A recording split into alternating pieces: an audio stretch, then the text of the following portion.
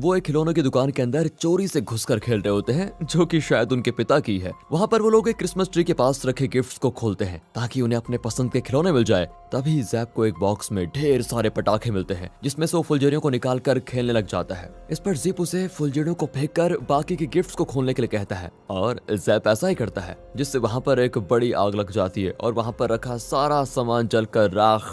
इसी दौरान जलने की खबर न्यूज़पेपर में आती है, जहां हम दोनों बच्चों की फोटो के साथ देखते हैं कि उन्होंने इसके लिए अपने माता पिता को दोष दिया है। मतलब कि जब उनसे इनके पीछे की वजह पूछी गई तो उन्होंने बताया कि हमारे पेरेंट्स हमें अपने मन का नहीं करने देते, इसी वजह से हमसे गलती हुई है। और दोस्तों, इस घटना के जरिए हमें दोनों बच्चों की शरारतों का पता चलता है। अगले सीन में हमें एक शिप में जिप और जैप को उनके माता पिता के साथ दिखाया जाता है, जहाँ हमें उनकी बातों से पता चलता है कि जिप और जैप ने पहले भी इस तरह के कई कांड किए हैं, इसलिए उन्हें कई तरह की सजा भी मिल चुकी है, जैसे टीवी वगैरह ना देखने की सजा। लेकिन फिर भी दोनों बच्चों की शरारत बढ़ती जा रही थी, इसलिए उनके माता पिता के पास अब शायद कोई सजा भी नहीं बची थी। तभी उनके पापा कहते हैं हम पहुंचने वाले हैं। दोनों बच्चे पूछते हैं कहाँ पहुंचने वाले हैं। उनकी माँ बताती है कि तुम्हारे पिता के अगले नोवेल की कहानी किसी को पसंद आ गई है और एक पब्लिशर उसको फ्री में छापने को तैयार भी है, और अब वो पब्लिशर चाहते हैं कि हमारी पूरी फैमिली उस नोवेल के कवर के लिए एक फोटो खिंचवाए, साथ ही हमें वहाँ पर कुछ दिन रुकना भी पड़ेगा। और दोस्तों, इसलिए ये सभी उस आइलैंड पर आ गए हैं। आगे उनकी माँ उनसे कहती है कि इसलिए तुम लोग हमारे साथ आए हो और ये तुम्हारी नई सजा भी है। इस बार तुमको क्रिसमस की छुट्टियां बिल्कुल नहीं मिलेंगी। अब इस बात पर जैप चिढ़ जाता है और कहता है कि आप सच में बुरे पेरेंट्स हो। फिर जिप और जैप को एक आइलैंड दिखता है जहाँ पर उन्हें पहुंचना है। आगे हम देख पाते हैं कि जिप और जैप के पिता तूफान की वजह से रास्ता भटक चुके हैं और उन लोगों को उस आइलैंड के बीचों बीच एक पैलेस जैसा घर दिखता है, जिसको जिप के पिता एक ऑर्फनेज समझकर उनसे मदद मांगने जाते हैं, क्योंकि उनके गेट पर चाइल्डहुड होम लिखा हुआ था। तभी जिप को उस घर की खिड़की पर एक छोटी लड़की दिखाई देती है और तभी उसके पिता आकर बताते हैं कि ये लोग हमको यहाँ पर रात बिताने के लिए शरण देने को तैयार हो गए हैं। जिसके बाद सभी उस घर के अंदर जाते हैं, जहाँ एक बटलर भी होता है जिसका एक हाथ नहीं है और उसकी जगह पर एक हुक टाइप का कुछ लगा होता है। इस बटलर का नाम जैमी है और वो इन लोगों से वहीं इंतजार करने के लिए कहता है। फिर बताता है कि जल्द ही इस घर के मालिक पैम आपका स्वागत करने आएंगी। और इसी बीच जैप एक पेंटिंग को देखकर सोचने लगता है कि इसमें कौन से कैरेक्टर्स हैं। तभी उसके पिता कहते हैं कि बेटा, अगर कभी किताबें पढ़ो तो तभी तो पता चलेगा तुम्हें। इसमें captain Nemo, doctor Jekyll, mister Hyde, Allan Quatermain, Peter Pan, Sherlock Holmes और इनविजिबल मैन है। और वो जो पेंटिंग अलग से टंगी है ना, उसमें कैप्टन हुक है। वो बताते हैं कि ये सभी बुक्स के जाने माने फिक्शनल कैरेक्टर्स हैं और इन पर कई कहानियां भी मौजूद हैं। कुछ देर के बाद वहाँ पर मिस पैम आती है और सभी को अपना परिचय देती है। साथ ही कहती है कि ये मेरा सौभाग्य है कि मैं आप लोगों के किसी काम आ पाई। अब वो सभी डिनर करते हैं, जहाँ पर वो उन्हें अपने यहाँ पर रह रहे बच्चों से मिलवाती भी है। साथ ही वो सिस्टर एंड्रिकिया और माली सैलमोन से भी उनका परिचय करवाती है। इसके बाद पैम जिप और जैप के डैड के पूछने पर बताती है कि ये बच्चे अपने माता पिता और परिवार से बहुत ही दुखी रह चुके हैं, इसलिए यहाँ पर इन्हें अपने मन मुताबिक कुछ भी करने की छूट है और इस तरह ये लोग यहाँ पर काफी खुशी खुशी रहते हैं। और ये सुनकर जैप तो अपनी किस्मत को कोसता है कि ये लोग कितने लकी हैं, काश हम भी यहाँ पर रह पाते। जिसके बाद जिप पैम से ऊपर खड़ी लड़की के बारे में पूछता है, जो कि उसे खिड़की पर दिखी थी। उसका नाम पीपी है। तो पैम बताती है कि वो थोड़ा शर्मीली है, इसलिए यहाँ हमारे साथ खाना खाने नहीं आई। फिर पैम अपने बचपन के बारे में बताती है और कहती है कि मेरे माता पिता बचपन में गुजर गए थे, इसलिए मैंने यहाँ इन बच्चों के साथ रहने का सोचा और उनको अपने दिल की करने दिया और इसी से मुझे काफी खुशी मिलती है। आगे वो कहती है कि ये जगह किसी तरह का अनाथ आश्रम नहीं है, बल्कि इसे चाइल्डहुड होम बोलना ही ठीक रहेगा, जैसा कि दरवाजे पर लिखा हुआ है। अगले सीन में हम जैमी को देखते हैं, जो जिप और जैप और उनके माता पिता को उनके अलग अलग कमरे दिखाता है। अब रात में जब जिप और जैप लेटे होते हैं, तभी उनकी खिड़की से पीपी उनके कमरे में आती है और जिप जैप उसकी आवाज से उठ जाते हैं। फिर पीपी अंदर चली जाती है, जिसका जिप जैप भी पीछा करते हैं, जहाँ उन्हें कंपास दिखता है। और तभी एक दरवाजा जिप जैप को खुलते हुए दिखता है, जिसके पीछे से पीपी उन्हें शोर मचाने से मना करती है, क्योंकि उसे एक अदृश्य भूत को पकड़ना है। तभी दरवाजे से कोई अंदर आता है, पर हमें नहीं दिखता। इसी बीच जिप को छींक आती है और वो भूत तुरंत वहाँ से भाग जाता है। पीपी इस पर गुस्सा हो जाती है कि तुम्हारी वजह से आज रात मैं उसको पकड़ नहीं पाई। फिर जिप के उसके नाम पूछने पर वो उसे अपना नाम बताती है और उस खिड़की से चली भी जाती है। जिसके बाद अगली सुबह मिस पैम जिप और जैप को कुछ बातचीत करने के लिए बुलाती है। वो कहती है कि तुम्हारी शरारतों से तंग आकर तुम्हारे पेरेंट्स तुम्हें यहाँ पर बहाने से छोड़कर चले गए हैं, शायद वो इसलिए यहाँ पर तुम्हें लेकर आए थे। जिसके बाद दोनों बच्चे उन्हें हर जगह ढूंढने लग जाते हैं और बाहर उनकी कार न पाकर वो भी मान लेते हैं कि वो सच में चले गए। अब इस पर जैप गुस्सा होकर अंदर चला जाता है। जिप भी वहीं खड़ा होकर रो रहा होता है। तभी पैम उसे आकर समझाती है कि हमें उन लोगों के साथ नहीं रहना चाहिए जो हमसे प्यार नहीं करते। फिर पैम उन्हें बाकी बच्चों से मिलवाती है और उन्हें खेलने को अंदर कहकर चली जाती है। वो सभी उनका स्वागत करते हैं और सिस्टर एंड्रिकिया उन्हें कुछ सुनाने को कहती है, जिस पर जैप मना करता है तो एंड्रिकिया गिटार को पकड़कर अचानक से गुस्से में तोड़ डालती है, मगर फिर तुरंत ठीक भी हो जाती है और दूसरा गिटार निकालती है। फिर हम समय के साथ साथ देखते हैं कि जिप और जैप धीरे धीरे वक्त के साथ वहाँ के माहौल में घुल चुके हैं और ये देखकर पैम भी बहुत खुश होती है। आगे हम पैम को एक अजीब सी लिफ्ट से कहीं जाते हुए देखते हैं, जहाँ पर हम देख पाते हैं कि उसने जिप जैप के माता पिता को वहाँ कैद किया हुआ है और उन लोगों के पूछने पर पैम उन्हें बताती है कि तुम्हारे जैसे पेरेंट्स मुझे बिल्कुल पसंद नहीं, जो अपने बच्चों को अपने दिल की नहीं करने देते, साथ ही हर समय उन्हें अलग अलग सजाएं देते रहते हो। आगे वो बताती है कि तुम्हें यहाँ पर किसी पब्लिशर ने नहीं बल्कि मैंने बुलाया था, क्योंकि इस आइलैंड पर सिर्फ मैं ही रहती हूँ, मेरे सिवा यहाँ पर किसी का भी राज नहीं चलता। जिसके बाद वो उन्हें एक मशीन में डाल देती है और जिमी से उन्हें 11 साल के बच्चे में बदलने को कहती है। जिसके बाद अगले ही पल हम देखते हैं कि मशीन ऑन करने के बाद ऐसा ही होता है और जिप जैप के माता पिता बच्चों में बदल जाते हैं, जिन्हें अपने बारे में कुछ याद नहीं होता। और फिर उन्हें पैम अपने साथ ले जाकर सभी से मिलवाती है, जहाँ जिप जैप भी होते हैं। और उन दोनों बच्चों को पैम अपना नाम बताने को कहती है, जिस पर लड़की अपना नाम फ्लिकी और लड़का अपना नाम मैकी बताता है। मिस पैम कहती है कि आज से ये दोनों यहीं पर रहेंगे। जिसके बाद हम देख पाते हैं कि फ्लिकी और मैकी के साथ जिप जैप को अपना कमरा शेयर करना पड़ता है। तभी उसी रात को पीपी फिर से एक बार उनके कमरे में आती है और उस अदृश्य भूत को पकड़ने जाती है।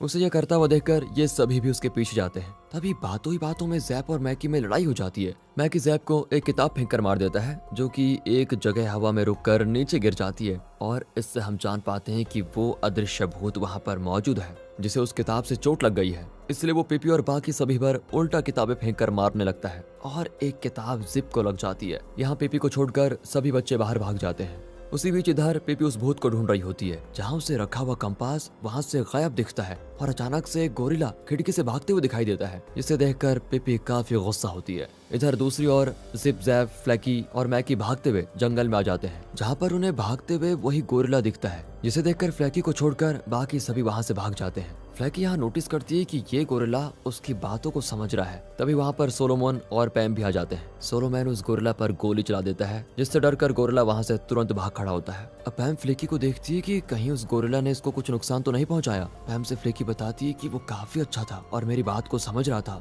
इस पर पैम कहती है कि नहीं, वो बहुत ज्यादा चालाक है, इसलिए उससे दूर ही रहना, क्योंकि मुझे डर है कि कहीं एक दिन वो तुम सब में से किसी को किडनैप न कर ले। इधर दूसरी ओर मैकी, जिप और जैप सोलोमैन के घर पर आते हैं, जहां जैप को अपना गुलेल मिल जाता है, जिसे एक बार उसके पिता ने उससे छीन लिया था। और आगे जाने पर उन्हें अपने माता पिता के लगेज और उनकी गाड़ी के नंबर प्लेट भी मिल जाती है। इन सब चीजों को देखकर वो समझ जाते हैं कि उनके पेरेंट्स उन्हें छोड़कर नहीं गए, बल्कि उनके माता पिता उन्हें बहुत प्यार करते हैं। पैम उनसे कुछ तो छिपा रही है, उनको पता चल जाता है। और अब वो क्या छिपा रही है, इस बात का पता करने के लिए जिप और जैप दोनों मिलकर फैसला करते हैं। अब अगले दिन हम जिप, जैप, मैकी और फ्लैकी को देखते हैं, जो कि पीपी से ये सब बताते हैं और पीपी उनके साथ यहाँ से भागने का प्लान बनाती है। फिर ये पांचों बच्चे सबकी नजरों से बचकर निकल जाते हैं। उसी दौरान पीपी का पैर कहीं फंस जाता है और वो गिर जाती है, जिसकी वजह से एक सायरन जोर से बजने लगता है और इससे सभी को पता चल जाता है कि ये लोग भाग रहे हैं। पीपी सभी को भागने के लिए कहती है, क्योंकि चोट लगने की वजह से वो खड़ी भी नहीं हो पा रही थी। फिर वहाँ सोलोमैन के आने की वजह से सभी बच्चे वहाँ से भाग जाते हैं और पूरे आइलैंड में इधर उधर भटकने के बाद वो एक जगह रुकते हैं। सभी शाम ढलने की वजह से यहीं पर रुककर रात बिताने का मन बनाते हैं, जहाँ हम उनके बीच गहरी दोस्ती को साफ साफ देख पाते हैं। अब अगली सुबह मैगी का पैर एक रस्सी में लगने के कारण वो एक पिंजरे में कैद हो जाती है। फिर वहाँ पर वही गोरिल्ला आकर उन्हें बचा देता है और उन्हें वहाँ से अपने ठिकाने पर लेके आता है, जो कि समुद्र के किनारे पर ही था। यहाँ हम देख पाते हैं कि वो गोरिल्ला एक राफ्ट बना रहा होता है, जैसे कि वो यहाँ से निकलने की सोच रहा हो। यहाँ पर जिप जैप को सिस्टर एंड्रिका के बारे में पता चलता है, जो कि कभी एक नन हुआ करती थी, लेकिन वो पागल खाने में थी और वहाँ से भागकर वो यहाँ आई। सोलोमैन भी जेल से भागा हुआ एक अपराधी है। वो गोरिल्ला बच्चों को पीटर पैन की पेंटिंग में इशारा करते हुए अपने बारे में बताता है कि वो असल में डिटेक्टिव होलगैडो है, जिसे पैम ने ऐसा बना दिया और पैम खुद को पीटर पैन समझती है।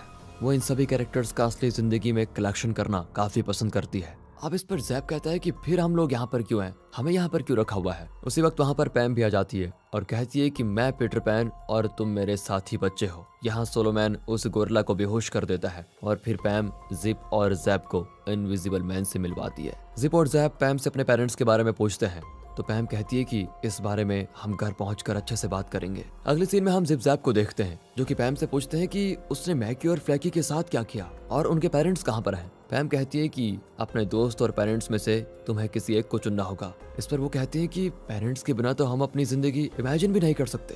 पैम उनसे कहती है कि तुम उन पेरेंट्स के पीछे परेशान हो जो तुम्हें एक क्रिसमस तक एंजॉय नहीं करने देना चाहते। अब जैप इस पर जवाब देता है कि वो हमारे पेरेंट्स हैं और उनके लिए मैं ऐसे लाखों क्रिसमस छोड़ सकता हूँ। फिर पैम उन्हें वही मशीन के पास लेके जाती है जिसके अंदर उसके माता पिता को मैकी और फ्लैकी बनाया था। फिर जिप जैप को यहाँ सच्चाई का पता चलता है कि मैकी और फ्लैकी ही उनके माता पिता हैं। अब जैप पैम से पूछता है कि तुम अपने आप को पीटर पैन कैसे समझ सकती हो, क्योंकि तुम तो एक लड़की हो और पीटर पैन तो कभी बड़ा ही नहीं होना चाहता था। पैम कहती है कि मेरी भी इच्छा पीटर पैन जैसी है। इतना कहते ही वो तुरंत एक छोटी बच्ची में बदल जाती है जो कि कोई और नहीं बल्कि पीपी है, और वो इनके साथ बस कुछ देर खेलने आती थी, ना कि उनका साथ देने, जिससे ये सीन होता है यहीं पर कट।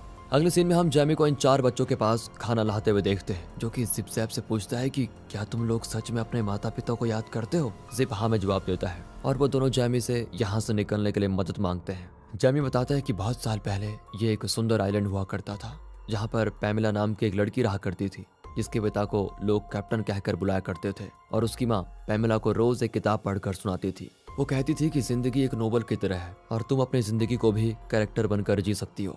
लेकिन एक दिन अचानक बीमारी की वजह से पैमिला की माँ इस दुनिया को छोड़कर चली गई। उसकी माँ से कैप्टन को बहुत सदमा लगा और उन्होंने फैसला किया कि वो अपनी बेटी की हर कल्पना को हकीकत में बदल देंगे, फिर चाहे कुछ भी हो जाए। अब वो अपनी बेटी के कहने पर कई सारी मशीन बनाते हैं। एक दिन पैमिला को अपनी माँ की याद आती है और वो अपने पापा को कैप्टन नेमो समझने लगती है, लेकिन उसे खुद का कैरेक्टर नहीं मिल रहा था। बहुत ढूंढने के बाद उसे पीटर पैन पसंद आया। अब वो अपने पापा से ऐसी मशीन बनाने को कहती है जिससे वो कभी बड़ी ना हो। कैप्टन कोशिश करते भी हैं लेकिन नाकामयाब रहते हैं, जिसके कारण उनकी बच्ची बड़ी हो जाती है और उस बच्ची का प्यार अब नफरत में बदल जाता है क्योंकि वो बड़ी हो गई है। अब वो अपने पिता को कैप्टन नेमो नहीं बल्कि कैप्टन हुक मानने लगती है, इसलिए उसकी खुशी के लिए वो अपना हाथ काट कर उसकी जगह पर एक हुक लगा देते हैं। और फिर एक दिन वो ऐसी मशीन बनाते हैं जिससे उनकी बेटी फिर से अपने बचपन में लौट पाए। इसलिए वो पैमिला को वो यादें भूलने को कहती है, जिसके कारण वो अपने पिता से सख्त नफरत करती है। लेकिन पैमिला ऐसा करने से मना कर देती है और मशीन बनने के बाद इस आइलैंड के चारों तरफ एक शील्ड बनाती है, जिसके कारण कोई भी इस आइलैंड पर ना ही कोई आए और ना ही कोई जाए।